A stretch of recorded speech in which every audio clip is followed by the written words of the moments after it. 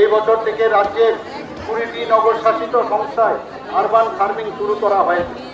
National mission on edible oil pump এর অধীনে রাজ্যে ওয়েল পাম্প চাষে বৃদ্ধির জন্য 2টি ওয়েল পাম্প নার্সারি স্থাপিত হয়েছে, যার মাধ্যমে 2,35,000 চারা তৈরি করা হয়েছে, যা রোপণ করা হলে 1,700 হেক্টর এলাকা প্লান্টেশনের আওতাভুক্ত হবে।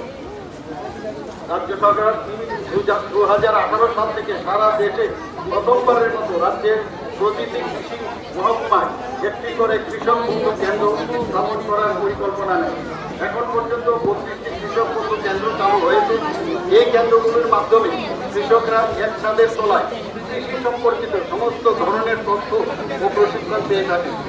প্রধানমন্ত্রী কিষাণ সম্মান নিধি প্রকল্পে 2,33,000 কৃষককে 2022-23 অর্থবর্ষে 148 কোটি টাকা সরাসরি তাদের অ্যাকাউন্টে প্রদান করা হয়েছে।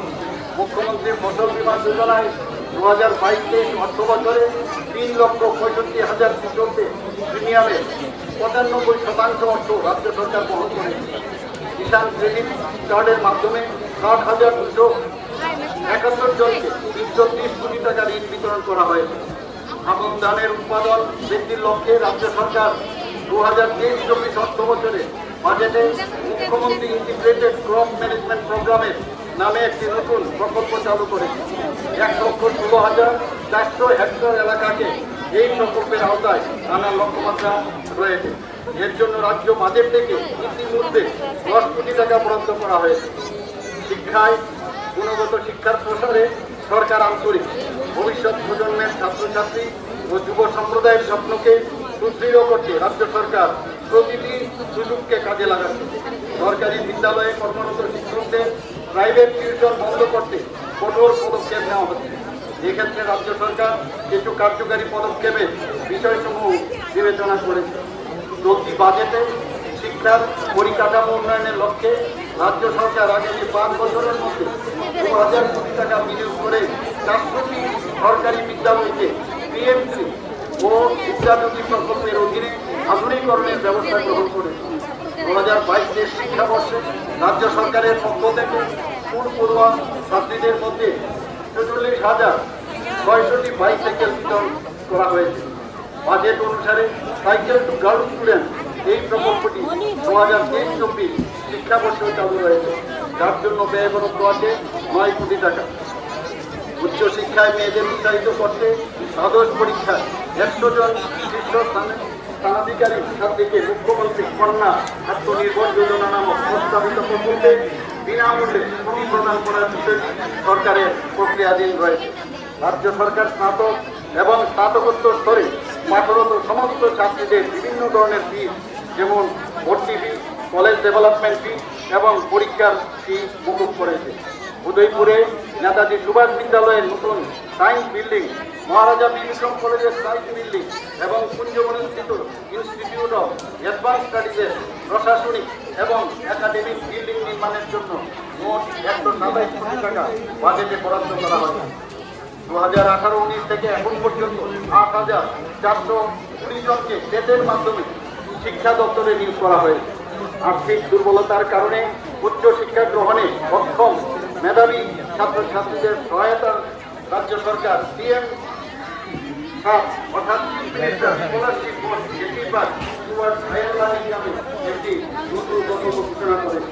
এই প্রকল্পে প্রতিযোগিতামূলক পরীক্ষার মাধ্যমে বাছাই করে প্রথম শ্রেণী উত্তীর্ণ 100 জন এবং দ্বাদশ শ্রেণী উত্তীর্ণ 100 জন গরিব মেধাবী ছাত্রছাত্রীদের 5,000 টাকা করে প্রতি মাসে বৃত্তি প্রদান করার জন্য বাজেটে রয়েছে।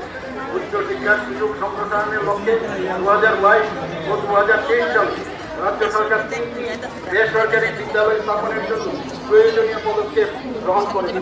এর মধ্যে 2023-24 শিক্ষাবর্ষে থেকে টেকনো ইন্ডিয়া এবং আর্যভট্ট বিশ্ববিদ্যালয়ে প্রথম পাঠন শুরু হয়েছে। ব্রহ্মদীপা আন্তর্জাতিক বৌদ্ধিক বিশ্ববিদ্যালয়ে পরিকাঠামো উন্নয়নের কাজ চলছে।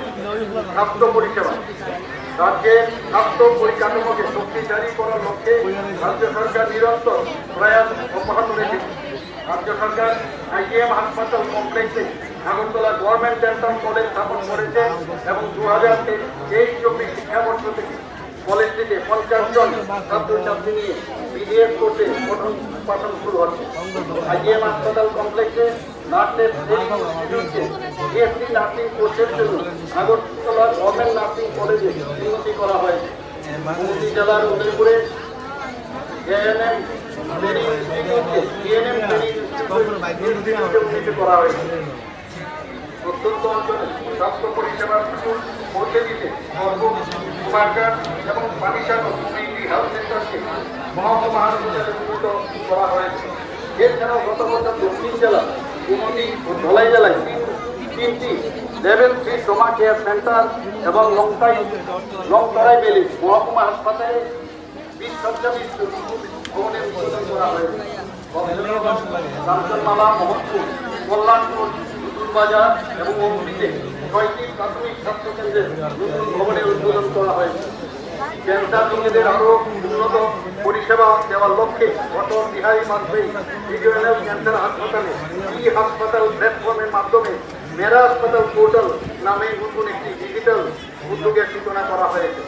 সমস্ত জেলা হাসপাতালে টেলি রেডিওলজি সার্ভিস এবং এপিএলসি এবং জিবিপি হাসপাতালে রেডিওলজি সার্ভিস চালু করা হয়েছে।